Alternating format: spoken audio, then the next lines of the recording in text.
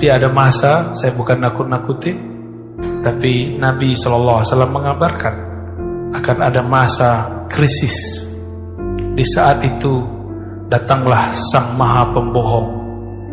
Jika ada yang maha benar Allah, ini maha pembohong. Surganya neraka, nerakanya surga. Cahayanya kegelapan, kegelapannya cahaya. Dia menawarkan cahaya palsu. Gimana cara jawabnya? Maka kita harus punya nur yang ini. Nur apakah ini? Nur ma'rifatullah, nur tauhid kepada Allah Subhanahu wa ta'ala. Nur itulah yang tersimpan dalam huruf-huruf yang ada dalam surat Al-Kahf, terutama 10 ayat pertama dan 10 ayat terakhir ya. Beberapa waktu lalu saya menyampaikan, karena perintah guru, menyampaikan kalau kamu mimpi ini sampaikan bahwa saya mimpi sosok sang pembohong itu, bahwa dia sudah tidak dirantai. Sebelum itu saya mendengar seorang yang soleh juga mengatakan, ini ada riwayat, ada kabar dari Al-Habib Omar, guru dari guru-guru kita semua, Habib dari Habib-Habib kita semua ya. Yang percaya silakan, yang gak percaya gak apa-apa. Ini kan cuma mubasyarat. Intinya bukan di situ. Intinya adalah pesan Rasulullah bahwa setiap nabi mengingatkan umatnya mengenai kedatangan si pembohong. Itu intinya. Jadi jangan gagal fokus ya. Jadi jangan main-main lagi.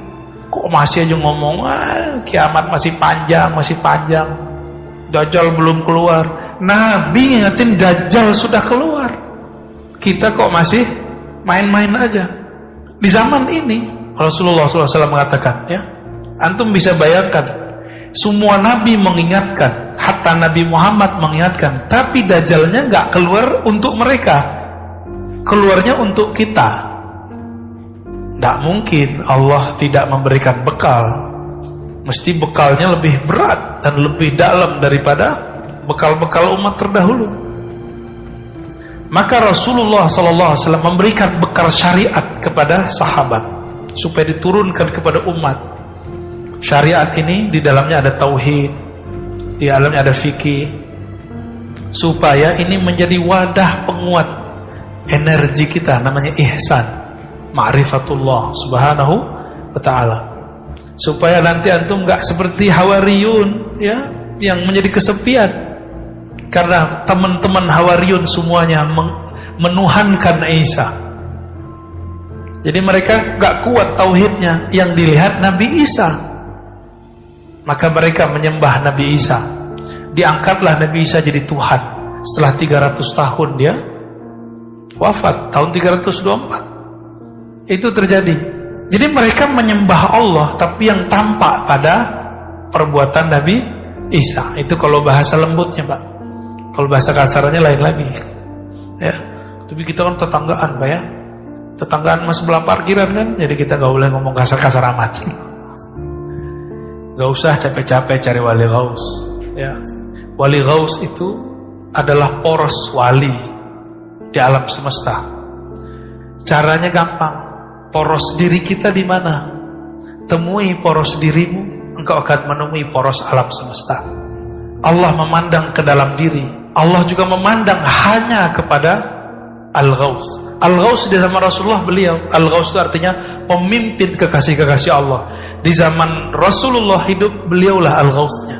Ketika beliau wafat, diteruskan oleh sahabatnya Abu Bakar, Umar, Utsman, Ali. Terlalu zuriat Rasulullah SAW. Ada yang zuriat ruhani, ada yang zuriat secara nasabi. Nasabnya zuriat Nabi. Ada yang enggak. Dia bukan zuriat Nabi, tapi rohaninya selalu memandang Allah. Al-Ghaus itu kolbunya detik per detik memandang dengan Allah. Dan itu bukan saya. Ya. Kalau saya Al-Ghosong. Bukan saya.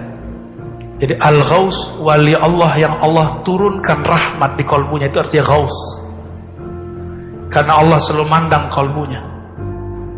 Selama orang ini hidup di dunia, dunia masih ada. Jadi kapan dunia kiamat kalau sudah tidak ada kekasihnya yang dia memandang dengan Allah Subhanahu wa ta'ala. Inilah makna wa ma khalaqtul jinna wal insa illa liya'budun. Alam semesta, jin manusia, langit bumi itu cuma diciptakan untuk menyembahnya, memandangnya. Ihsan, engkau beribadah seakan memandangnya. Jika orang ini sudah nggak ada, tunggu waktu hancur. Jadi nggak usah khawatir, ya. Temuilah, lihatlah, pandanglah poros dirimu, maka engkau akan menemui poros alam semesta. Semoga Allah memberkahi kita semua. Nanti ada masa, saya bukan nakut-nakutin, tapi Nabi SAW mengabarkan akan ada masa krisis. Di saat itu datanglah Sang Maha Pembohong. Jika ada yang maha benar Allah, ini maha pembohong. Surganya neraka, nerakanya surga. Cahayanya kegelapan, kegelapannya cahaya. Dia menawarkan cahaya palsu. Gimana cara jawabnya? Maka kita harus punya nur yang ini. Nur apakah ini? Nur ma'rifatullah, nur tauhid kepada Allah Subhanahu wa ta'ala. Nur itulah yang tersimpan dalam huruf-huruf yang ada dalam surat Al-Kahf, terutama 10 ayat pertama dan 10 ayat terakhir, ya. Beberapa waktu lalu saya menyampaikan, karena perintah guru, menyampaikan kalau kamu mimpi ini sampaikan bahwa saya mimpi sosok sang pembohong itu, bahwa dia sudah tidak dirantai. Sebelum itu saya mendengar seorang yang soleh juga mengatakan, ini ada riwayat, ada kabar dari Al-Habib Umar, guru dari guru-guru kita semua, Habib dari Habib-Habib kita semua, ya. Yang percaya silakan, yang nggak percaya nggak apa-apa. Ini kan cuma mubasyarat. Intinya bukan di situ. Intinya adalah pesan Rasulullah bahwa setiap nabi mengingatkan umatnya mengenai kedatangan si pembohong. Itu intinya. Jadi jangan gagal fokus, ya. Jadi jangan main-main lagi. Kok masih aja ngomong, kiamat masih panjang, Dajjal belum keluar. Nabi ingatin Dajjal sudah keluar. Kita kok masih main-main aja. Di zaman ini Rasulullah SAW mengatakan, ya, antum bisa bayangkan, semua nabi mengingatkan, hatta Nabi Muhammad mengingatkan, tapi Dajjalnya nggak keluar untuk mereka, keluarnya untuk kita. Tidak mungkin Allah tidak memberikan bekal. Mesti bekalnya lebih berat dan lebih dalam daripada bekal-bekal umat terdahulu. Maka Rasulullah SAW memberikan bekal syariat kepada sahabat supaya diturunkan kepada umat. Syariat ini di dalamnya ada tauhid, di dalamnya ada fikih, supaya ini menjadi wadah penguat energi kita, namanya ihsan, ma'rifatullah Subhanahu wa ta'ala. Supaya nanti antum gak seperti Hawariyun, ya, yang menjadi kesepian.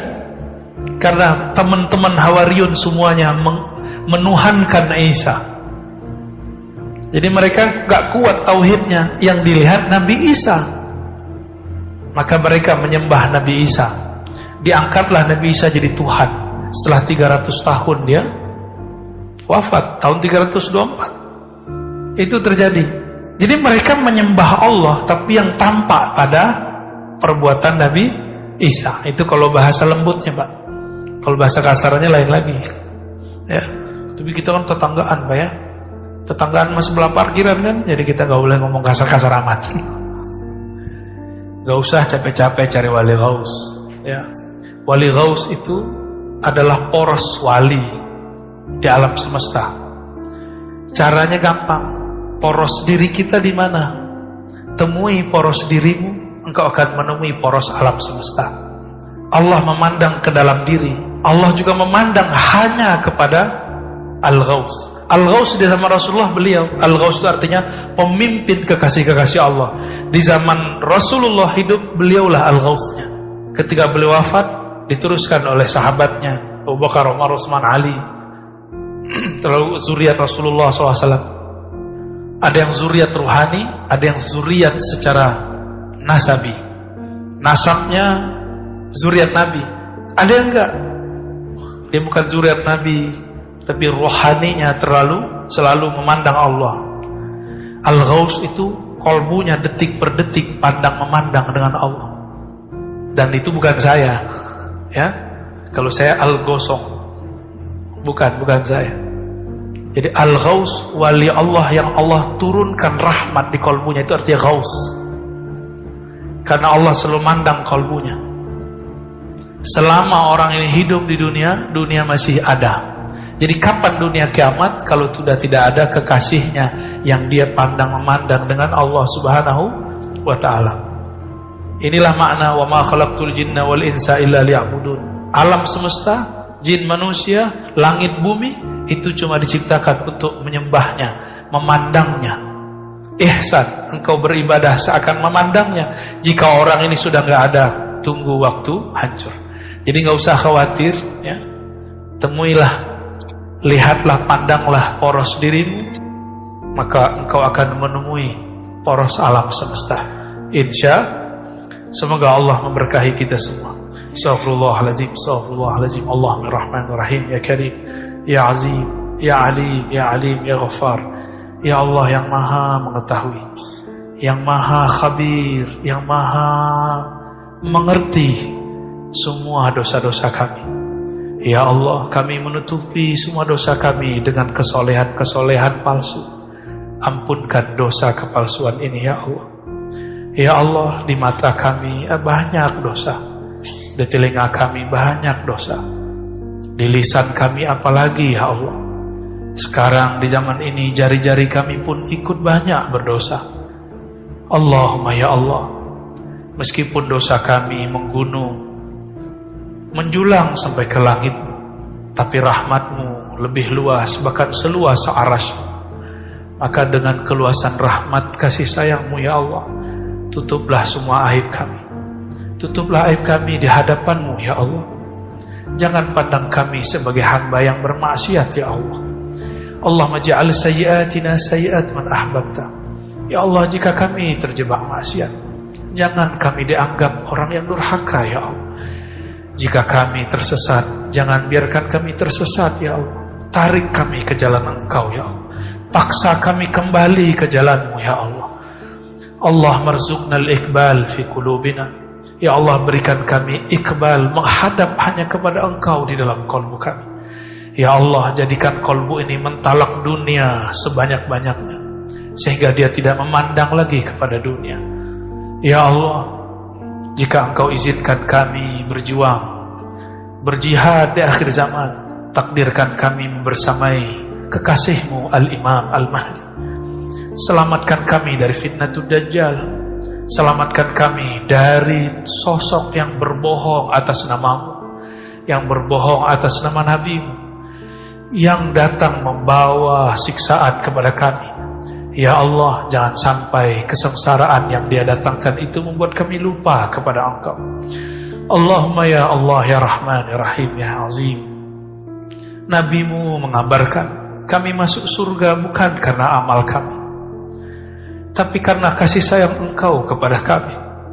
Maka dengan kasih sayang-Mu itu ya Allah, siapapun yang hadir pagi ini ya Allah, pandanglah kami dengan kasih sayang. Pandanglah kami dengan pandangan ridha-Mu. Izinkan kami mencium bau surga-Mu. Izinkan kami memandang-Mu, memandang Rasul-Mu di sorga Firdaus yang sangat kami rindu. Ajirna minan nar ya Allah. Ajirna minan nar ya Allah. Ajirna minan nar ya Allah. Bebaskan kami ini ya Allah dari siksa, dari kemurkaan-Mu, dari neraka. Allahumma ya Allah, jika Engkau ingin menyiksa kami, kami pantas disiksa. Kami banyak dosa dan pantas Engkau buang. Tapi ya Allah, jika Engkau merahmati kami, Engkau lebih pantas merahmati kami. Rahmat-Mu lebih luas dari kemurkaan. Farhamna jami'an. Maka rahmati kami yang hadir, yang mendengar, yang tasdik, yang ingin datang kepada-Mu. Ampunkan masa lalu kami, tutupilah semua keburukan kami, jemputlah kami ke jalan.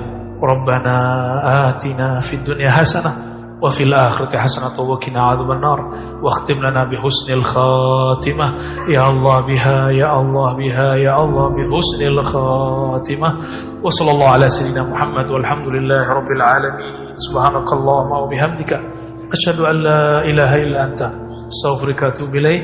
Assalamualaikum warahmatullahi wabarakatuh.